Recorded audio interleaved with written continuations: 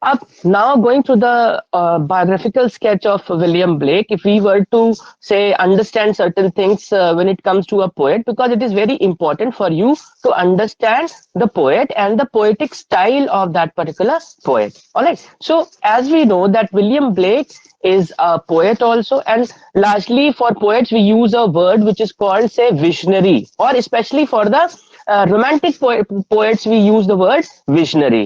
ठीक है, कि वो आगे उनको हम लोग that is they can predict the future, इसीलिए उनको unacknowledged legislators of the world बोलते हैं. यानी लेजिस्लेशन आप जानते हैं ना, रूल और ये सारा कुछ. तो मतलब पोएट्स ऐसे लोग होते हैं कि वो आज में बैठकर आगे के लिए आपको रूल्स एंड रेगुलेशंस या आगे क्या होने वाला है वो उस चीज को प्रिडिक्ट कर सकते हैं. तो पोएट्स यूजुअली विजनरी होते हैं, specially the romantic poets they are visionary in nature. तो विलियम ब्लेक एक पोएट भी है, विजनरी भी है, डिजाइनर है और फिलोसफिकल एनार्किस्ट है. एनार्की मतलब होता है कि जब सिचुएशन जो है क्योस हो, जब सिचुएशन केओटिक हो, जब डिसऑर्डरलीनेस हो, तो ये फिलोसॉफिकल एनार्किस्ट है. एक रिबल है, who is rebel against law. ठीक, लेकिन रैशनलिज्म है और लाइफ जो है इनकी पॉवर्टी में रही और हार्डवर्क में इन्होंने करा. ठीक है, तो ये इनके कुछ कुछ जो इंपॉर्टेंट एस्पेक्ट्स हैं वही हाईलाइट करूंगा. और ओके, तो पोएटिकल सिलेक्शंस इनका एक वर्क था 1783 में आया. फिर इनका एक मेजर वर्क है सॉन्ग्स ऑफ इनोसेंस और दूसरा वर्क है सॉन्ग्स ऑफ एक्सपीरियंस. ये इनके बड़े जो वर्क्स हैं, कलेक्शन ऑफ वर्क्स है, एंड दे आर इसमें ज्यादातर आपका जो फॉर्म ऑफ पोएट्री है वो है लिरिक. ठीक है, अच्छा, लिरिक की खास पहचान क्या है? अब जितने सारे फॉर्म्स आप कर रहे हैं यूनिट 1 में भी, तो लिरिक क्या होता है? Lyric as the name suggest, आप देखिए, I don't know how many of you have seen it. आप देखिए पुराने टाइम में एक तरीके का ऐसा इंस्ट्रूमेंट होता था, हम खड़े हो जाएं अगर तो एक इंस्ट्रूमेंट है, ठीक, और उसको हम इस तरीके से बजा रहे, तो हार्प, हार्प भी कहते हैं, और आप lyre. So that was the instrument which was known as lyre, LYRE. तो उसी म्यूजिकल इंस्ट्रूमेंट से ये एडजेक्टिव बना है IC. When you add IC to a noun it becomes an adjective. तो वो हो गया आपका लिरिक. ओके, अच्छा, अब लिरिक की खास बात क्या है? क्योंकि वो म्यूजिकल इंस्ट्रूमेंट्स है, तो पहली बात जिसको आप कहते हैं कि लय वो होगा, गीतमय होगा, यानी something which can be sung to a tune of a song. तो that is a lyric. Okay, और लिरिक्स जो होंगे यूजुअली शॉर्ट होती है, उसकी जो लेंथ जो होती है पोएम की, दैट इज रिलेटिवली शॉर्ट. जैसे दूसरी जो पोएम होंगी उनकी, जैसे आप for example one of the forms of poetry is epic. ठीक है, महाकाव्य. तो एपिक की जो लेंथ होती है आप जानते हैं, रामायण है, महाभारत है, तो इसकी लेंथ उसी हिसाब से दिस मच है ना. तो वो एक फॉर्म ऑफ पोएट्री है. उसी तरीके से लिरिक एक फॉर्म है. अब सोनेट का आप जानते हैं कि 14 ही लाइन का होता है. तो इस तरीके से हर एक फॉर्म ऑफ पोएट्री जो है उसको, उसमें कोई आदमी क्यों अटेम्प्ट करेगा? क्योंकि उसका एक स्ट्रक्चर होता है, उसकी एक टेक्निक होती है जो उसको अलाउ करता है कि अपना सब्जेक्ट जो कंटेंट है वो उसको वहां पे उस तरीके से रख सके. ठीक है, तो लिरिक में क्या चीजें हैं? Something which can be sung to a tune of a song. ठीक है, एक ये है, और शॉर्टर होगा, शॉर्टर इन लेंथ होगा. तो अगर ऐसी कोई बातचीत होती है तो वो लिरिक में पोएट है अटेम्प्ट कर सकता है. ओके, अब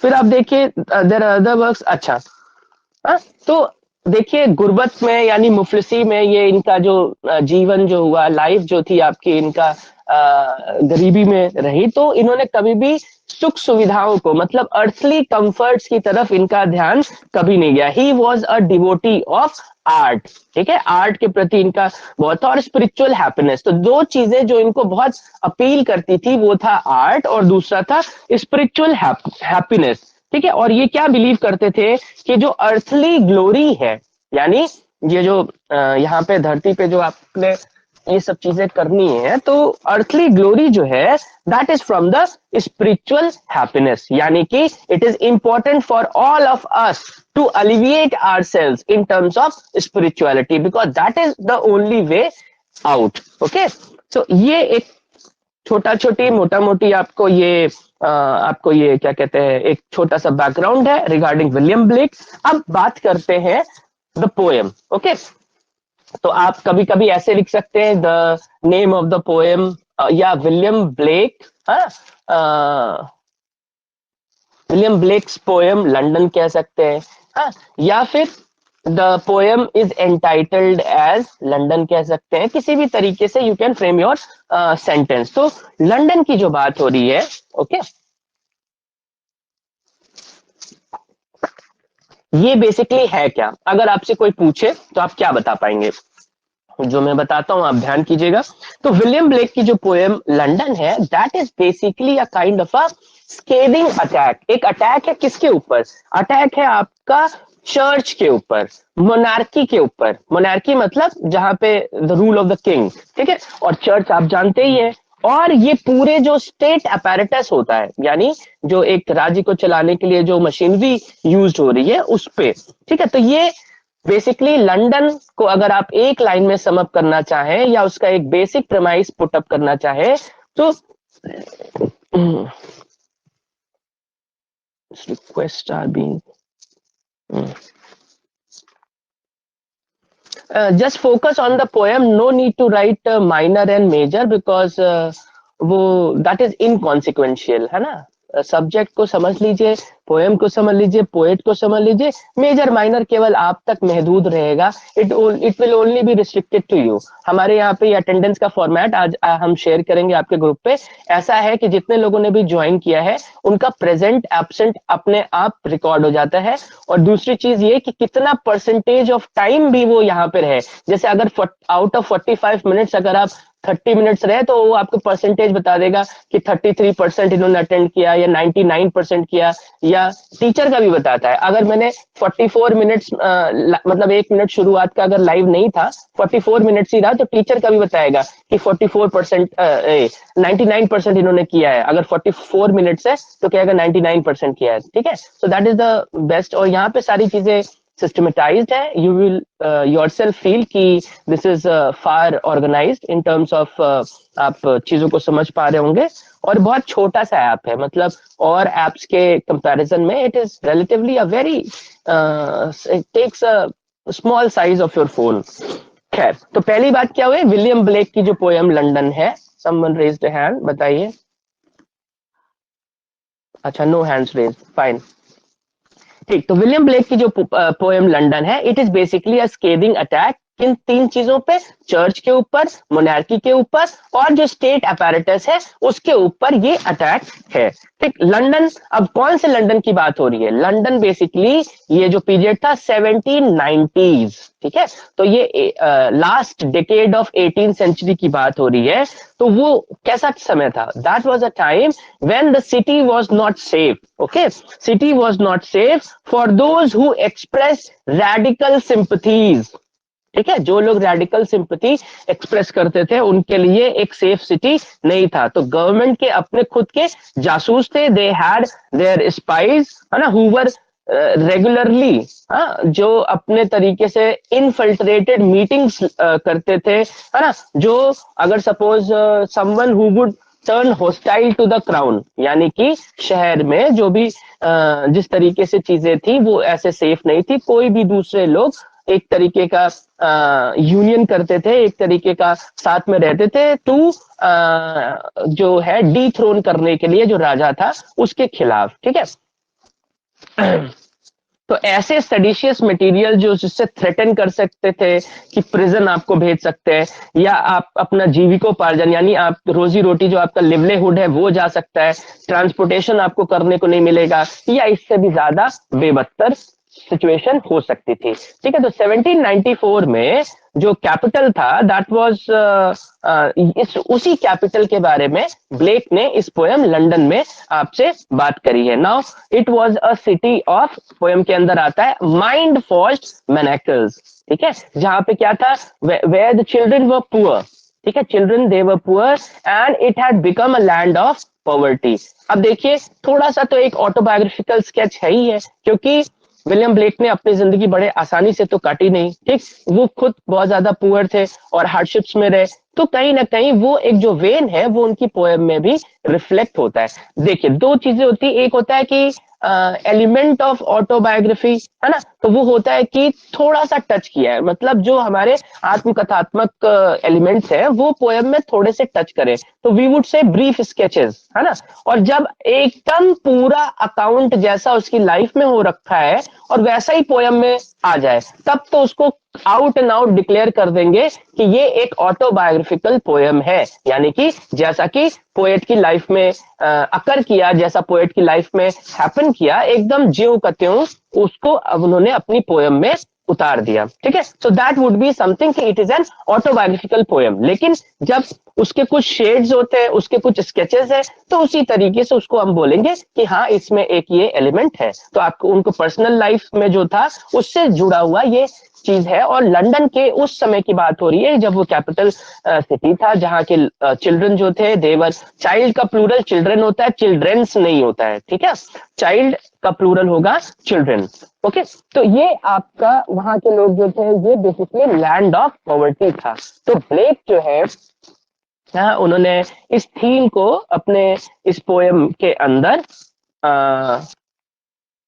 एम्बेड किया है, इस पोएम के अंदर इसको बात करी है, ठीक है। आप जानते हैं, so by now you very well understand, or rather you can relate to the fact that he himself, William Blake himself was in considerable poverty, और उन्होंने वहां के जो ट्रेडिशनल वैल्यूज थे, जो सोशल नॉर्म्स थे, उनके खिलाफ रिबेल किया, उनके खिलाफ प्रोटेस्ट किया, ठीक है। तो ब्लेक की जो ये पोएम लंदन है, अगर इसका फॉर्म देखें या इसका टोन एंड टेनर देखें या टेक्सचर देखें, तो ये कैसी पोएम है?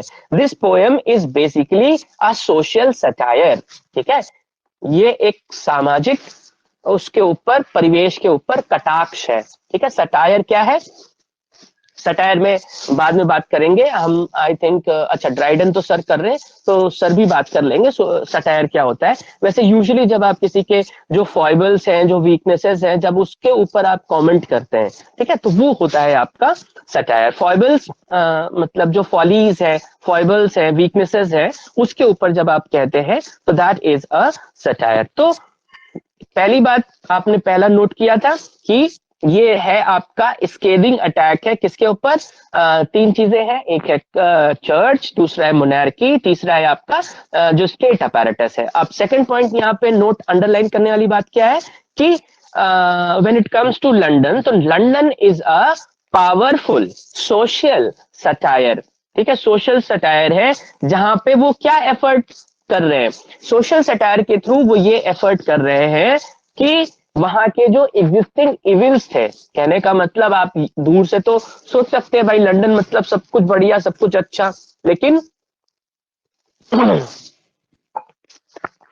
उस टाइम के जो एग्जिस्टिंग इविल्स हैं, राइट, जैसे कि अब क्या इविल्स हो सकते हैं? जैसे पॉवर्टी है, चाइल्ड लेबर है ना, जो बेफजूल में मीनिंगलेस जो वॉर्स हो रही थी, ठीक है, और जो म्यूटनी हो रही थी, जो तीन पिलर्स थे पावर के, you can note down the three pillars of power. तो three pillars of power are church, monarchy and aristocracy.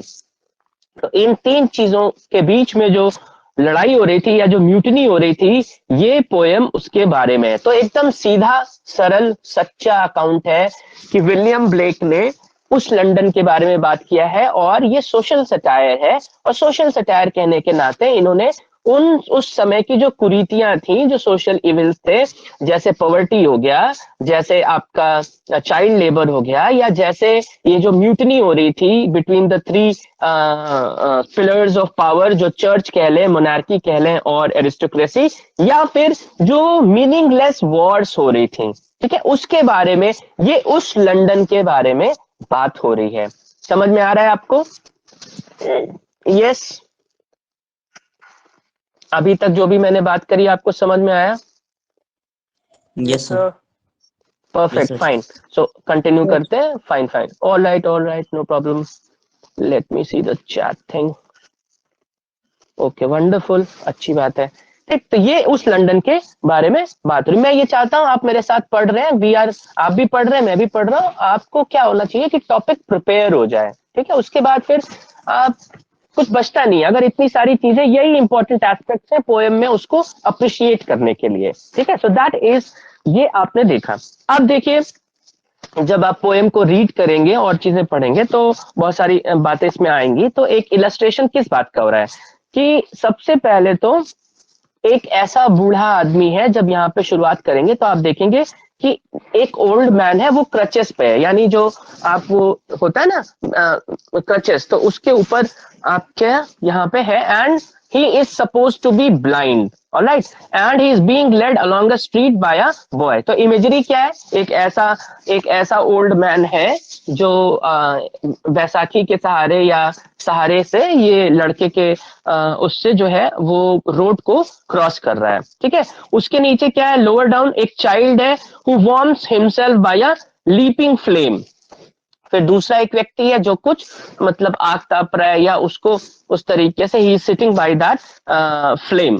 और speaker is to an extend, तो जैसे कहते हैं ना पोएम में हमेशा एक बात ये होगी कि who is the speaker of the poem, ठीक है। कभी कभी पोएट खुद होता है, कभी कभी उसके अंदर एक वॉइस प्लांट करता है कि मेरी जगह पे जैसे कोई कैरेक्टर को दे दिया या किसी थर्ड पर्सन के थ्रू आपको बात करता है। तो ये अलग अलग नैरेटर कौन है, यानी कि पोएम में स्पीकर ऑफ द पोएम कौन है। तो यहाँ पे हमें बहुत क्लोजली ये लगता है पोएम के अकॉर्डिंग कि यहाँ पे the poet himself is the speaker of the poem, ठीक।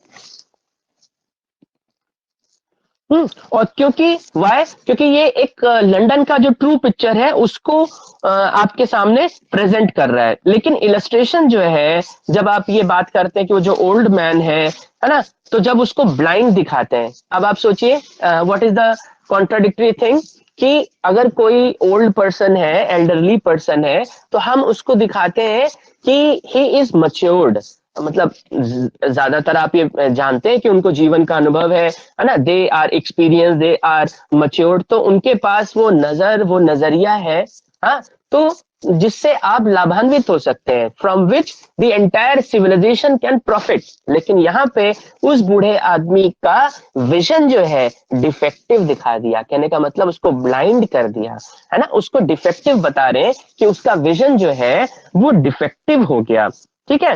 And something which needs to be complemented by that of the boy, यानी उसको डिफेक्टिव बताते हुए और बनिस्बत उसके साथ में जो दूसरा लड़का जो उसके साथ में है उसके चीजों को कॉम्प्लीमेंट करने के लिए उस लड़के का सहारा यहाँ पे दिखा रहे हैं, ठीक। तो अब जब वो कहता है ही बोथ मार्क्स सीज, है ना, इविल्स के बारे में बात कर रहा है, हाँ,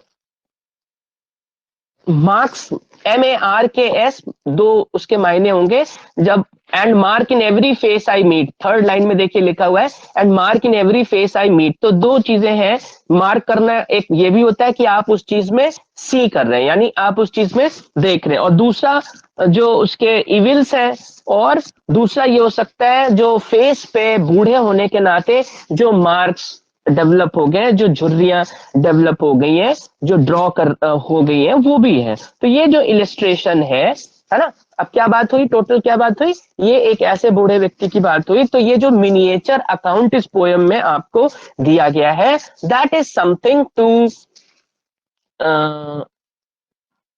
इन द वेरी फर्स्ट स्टैंजा। ये जो इमेजरी है प्रियांश, यहाँ पे ये इमेजरी मैं आपको बता रहा हूँ लंदन के अंदर। अभी मैंने पोएम शुरू नहीं करी है, अभी मैं सिर्फ आपको जनरल अकाउंट बता रहा हूँ। जब पोएम करूंगा line to line, word to word, एक एक चीज एक्सप्लेन करूंगा, मैं छोड़ता कुछ नहीं हूँ, ठीक, डोंट वरी।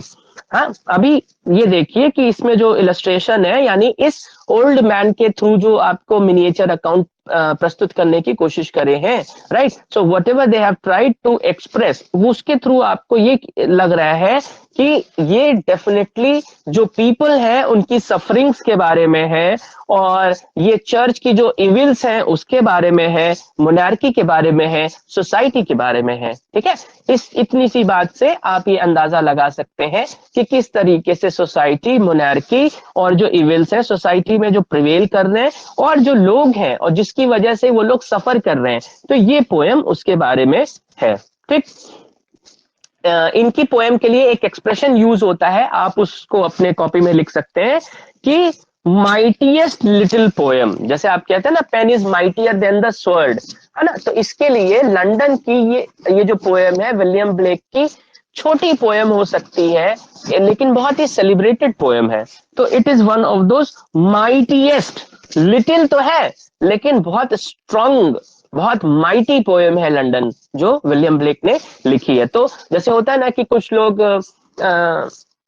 अब एमएफ हुसैन साहब है, उनकी पेंटिंग्स है ना, पाब्लो पिकासो, पिकासो हो गया, या कोई भी आदमी, जैसे अब मुजफ्फर अली साहब है, तो मुजफ्फर अली का जो फिल्म है उमराव जान, तो उमराव जान से मुजफ्फर अली की पहचान है। तो अपने लाइफ टाइम में हर एक आदमी कुछ एक ऐसा, जैसे पोएट है, ऑथर है, राइटर है, वो कुछ ऐसा करता है जिससे वो मुकम्मल होता है, जिससे वो स्टैब्लिश होता है, और उससे उसकी अस्तित्व, उसका पहचान, उसकी जो आइडेंटिटी है वो मार्क होती है। तो कहीं ना कहीं अगर विलियम ब्लेक का identity as a romantic poet establish होता है, तो उसमें जो उसकी पोएम लंदन है उसका बहुत महत्वपूर्ण योगदान है, उसका बहुत हैवी कंट्रीब्यूशन है। ठीक, अच्छा, ठीक है। तो एक एक्सप्रेशन सिंगल कोट्स में आप लिख सकते हैं, माइटीएस्ट लिटिल पोएम। अगर लंदन के लिए आपको कुछ एक्सप्रेशन यूज करना हो तो आप उसको कहेंगे mightiest, mighty, MIGHTIEST, mightiest little poem. ठीक, वैसे तो पोएम का करेक्ट प्रोनाउंसिएशन होता है पोम, ठीक है, पोम, है ना, पोएम पोएम नहीं करते, इट्स पोम। लेकिन आम बोलचाल में, मैं इंग्लैंड से तो आया नहीं, लेकिन हाँ इंग्लैंड का पढ़ा हुआ हूं, तो क्या कहता हूं कि जो सही होता है वो आपको जान लेना चाहिए। ठीक, और बाकी तो अलग चीज है। तो जब आप इस पोएम को देखते हैं तो आप एक ब्लेकियन थीम जो है, BLAKEAN थीम आपको नजर आती है। और उसमें ये भी है कि आप एक कमरे के अंदर इन्फिनिट कर्सेस काउंट कर सकते हैं। जैसे इसमें है a world at war in a grain of London suit. ठीक, इसके अंदर यानी कि इस बहुत सारी चीजें हैं। जब आप इविल्स के बारे में पॉइंट आउट करते हैं, जब आप सोशल और चीजों के बारे में पॉइंट आउट होता है, तो जब बताते हैं तो फिर बताते चले जाते हैं। तो ये यहाँ पे आपको है। अच्छा, अब इसके अंदर कुछ ऑब्जर्वेशंस क्या है। पोएम के अंदर एक ऑब्जर्वेशन है, कुछ लोग मानते हैं कि पोएम जो है ऑब्सक्योर है। ऑब्सक्योर मतलब अनक्लियर है, बहुत एकदम आउट एंड आउट चीज उसने कही नहीं है। हाँ, कि इसके अंदर बहुत सारे इंटरप्रिटेशंस हो सकते हैं। ठीक, इस वर्क के बारे में एक लाइन आप लिख लीजिए, आप लोग जो लोग लिख रहे हैं। हाँ, जैसे अगर जब कहते हैं कि पोएम ऑब्सक्योर है या it is open to multiple interpretations, तो कई लोगों ने ये भी कह दिया कि इसका वो मतलब है जो मतलब आप निकाल लें, है ना, इस कदर ऑब्सक्योर है, इस कदर अनक्लियर है। तो उसको इंग्लिश में जो है आप लिख सकते हैं, you may write, it can be made to mean, it can be made to mean, it can be made to mean whatever you want it to mean, whatever you want it to mean। ठीक है, यहां तक भी कह दिया गया।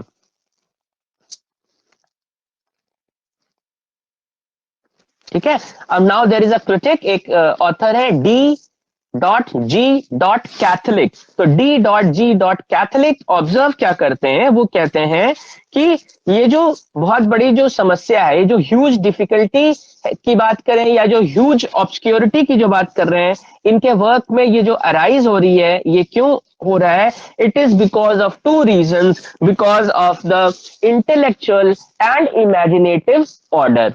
ठीक है, ये दो वजहों से इनकी पोयम अनक्लियर होती है या डिफिकल्ट है, because of the intellectual and imaginative disorder.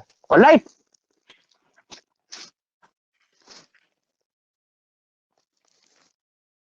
Clear है यहां तक? यहां तक कोई प्रॉब्लम किसी को?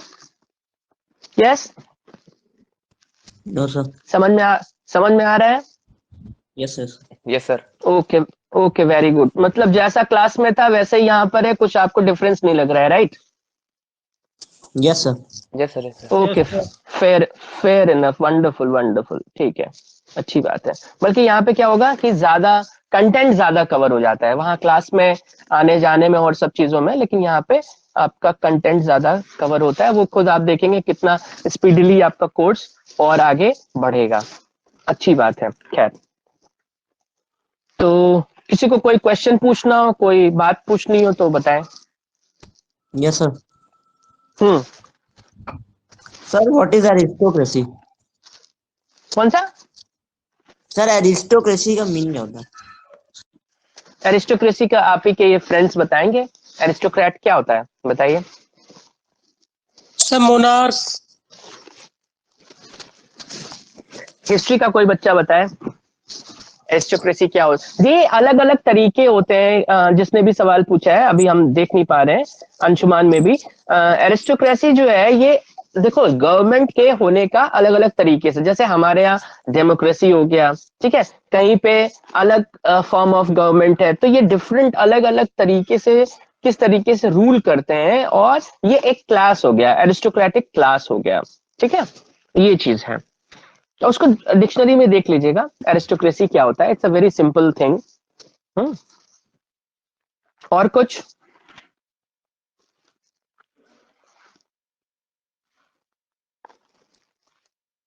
हाँ, क्रिटिक, क्रिटिक हम बता देते हैं, डी जी कैथोलिक। इनफैक्ट अगर हम लिख सकते हैं, let me see, D dot G, the critic is D G Catholic. ये मैंने लिख दिया आपके लिए। D G Catholic is the critic, जो कहते हैं कि, है ना, who observes the huge difficulty and obscurity of his work arises from an intellectual and imaginative disorder. Alright?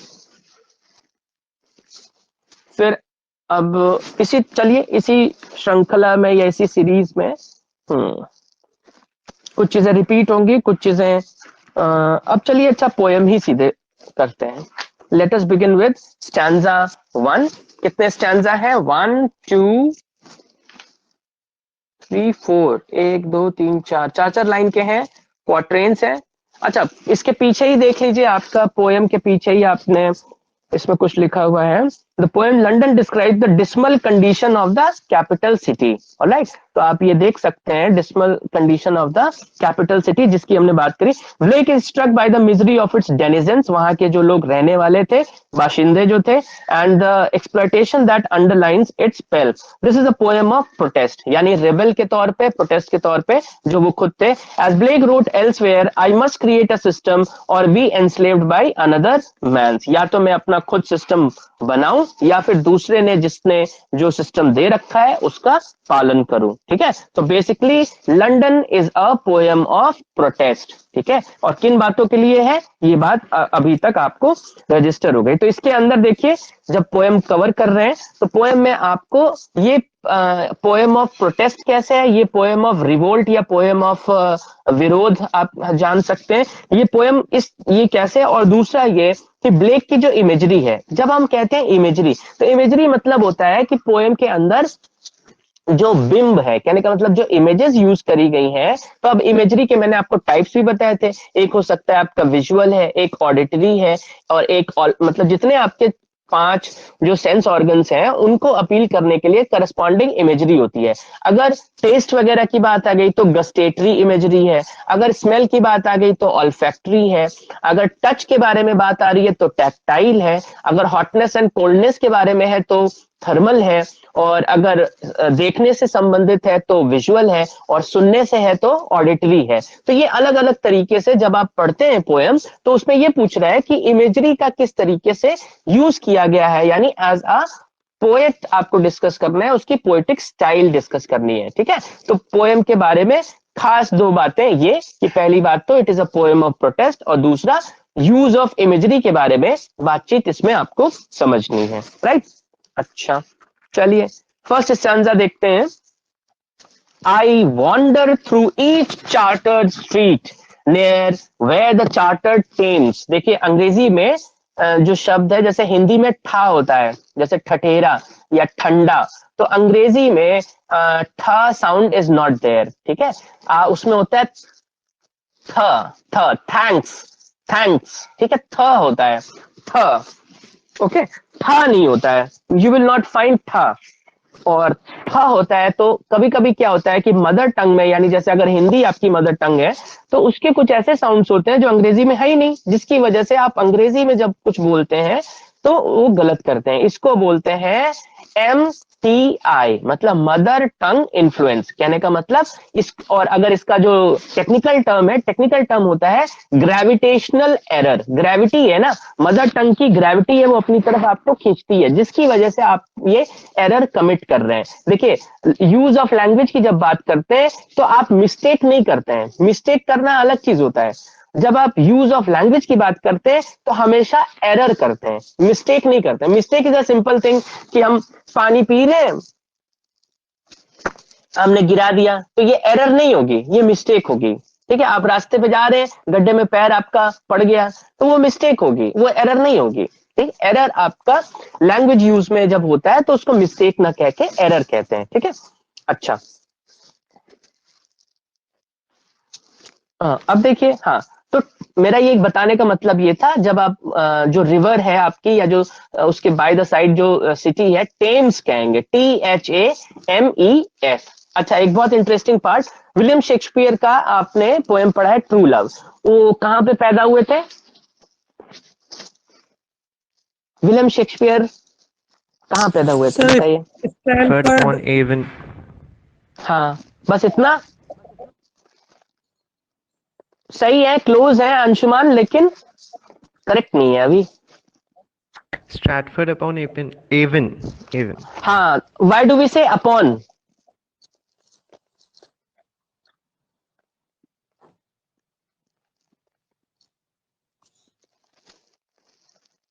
भाई जैसे कोई शहर होता है नॉर्मली, तो आप ये कहोगे कि भाई बाराबंकी में है, बस्ती में है, बहराइच में है, बलिया में है, तो आप ऐसे कहोगे। तो ये इसका कहने का मतलब है स्ट्रैटफर्ड, फिर हाइफन, फिर अपॉन, फिर हाइफन, फिर एवन। इसका कहने का क्या मतलब है? रिफ्लेक्ट किया कभी? देखो, जो भी पढ़ा करो उसको ऐसे मान मत लिया करो कि अगर टीचर ने कहा या किताब में लिखा उसको ये मत, मतलब पढ़ तो आप लोग आर्ट्स रहे हो, लेकिन उसके पीछे देखा करो कि रैशनल क्या है, कि कुछ ना कुछ रीजन होता है। एक नदी है, नदी के तट पे वो स्थित शहर है, इसलिए स्ट्रैटफर्ड अपॉन एवन है। ठीक है, अच्छा, सिटी क्या है, रिवर कौन सी है, ये आप देखिएगा, स्ट्रैटफर्ड अपॉन एवन। ओके, हाँ, तो इसमें बात हो रही है टेम्स। तो Thames does flow and mark in every face I meet marks of weakness, marks of woe. अब पहले जो डिफिकल्ट वर्ड्स है वो देख लीजिए। आई वॉन्डर थ्रू, THRO जो है यहाँ पे, इसका मतलब है through, THROUGH। Chartered street, chartered street कहने का मतलब है जो प्रिविलेज्ड है। ओके, यानी कि जो रॉयल चार्टर के अकॉर्डिंग है। ठीक, फिर है चार्टर्ड टेम्स। जब आप आगे थर्ड जब देखेंगे चार्टर्ड टेम्स, तो चार्टर्ड टेम्स इसलिए क्योंकि रिस्ट्रिक्टेड है, जैसे कर्फ्यू वगैरह हो जाता है, रिस्ट्रिक्टेड है कि कहाँ पे जा सकते हैं, कहाँ पे नहीं जा सकते हैं। तो ये भैया हुक्मरानों ने, जो आपके जो रूलिंग क्लास है, उन्होंने डिसाइड कर दिया कि कौन से लोग कहाँ जा सकते हैं, कितना जा सकते हैं, कब तक जा सकते हैं, हर एक चीज की बंदिशें बांध दी है। अब टेम्स जो है, टेम्स है आपका river which flows in London. ठीक है, is it time? Almost time, खैर चलिए। हाँ, तो वो लंदन में जो रिवर है आपकी जो फ्लो करती है, दैट इज रिवर टेम्स। अच्छा, एक मैसेज है आप सभी के लिए, जितने भी लोग अपने, जिन भी दूसरे बच्चों से जुड़े हुए हैं, अपने स्टूडेंट से, जो आपके क्लासमेट्स हैं, यही फॉर्मेट है। आपको कभी कोई लिंक नहीं आएगा। जैसे आज आपने देखा, व्हेन आई गो लाइव, आपको एक मैसेज डायरेक्टली आ जाता है और आपको कुछ नहीं करना है, ना आपको कुछ पासकोड डालना है, ना आपको वेट करना है। बस आप यहाँ पे एनरोल कर लीजिए, जब भी क्लास होगी आपको मैसेज जाएगा, आप मैसेज उसको क्लास को ज्वाइन कर लेंगे, you will automatically be in. आपको कुछ नहीं करना है, all you have to do is just enroll yourself in this particular class, and as you know that we are through with paper 2, तो हमारा शॉर्ट फिक्शन पूरा ही खत्म हो चुका है, उसमें हमें कुछ नहीं करना है। all we will be dealing with is paper 1, जहां पे हमको अभी ये पोएम लंदन जब खत्म होती है उसके बाद में फिर हमारे पास 2 पोएम और है, ऑन इज ब्लाइंडनेस, तो वो छोटी है, वो कर लेंगे।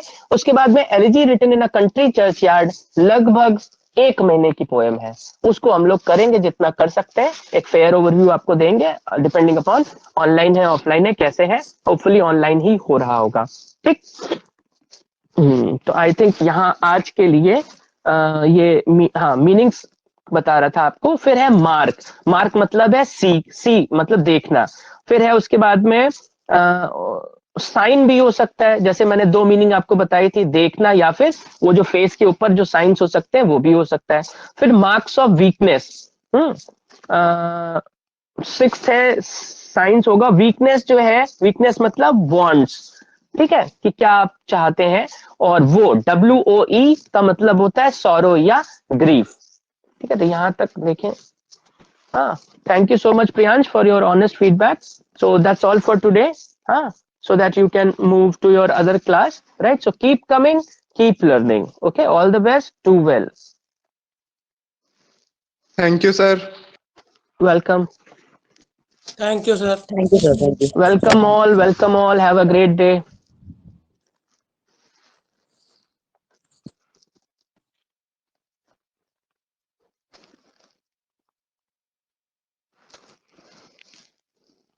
Okay, now I am ending. All right, I am doing like this is exit for all. Sir Bye. हाँ बताएं। सर चार्टेड थेम्स का मतलब बता दीजिए फिर से। चार्टर्ड टेम्स मतलब रिस्ट्रिक्टेड टेम्स, यानी जो रिवर टेम्स है लंदन में, चार्टर्ड कहने का मतलब जो रूलर्स हैं उन्होंने बता दिया कि कौन से लोग कितने लोग, कौन से लोग कहाँ जा सकते हैं, कितने टाइम तक घूम सकते हैं, ये सब सारी तरीके की जो चीजें हैं, इसीलिए चार्टर्ड हो गया, कहने का मतलब restricted. Yes sir, thank you sir. Okay.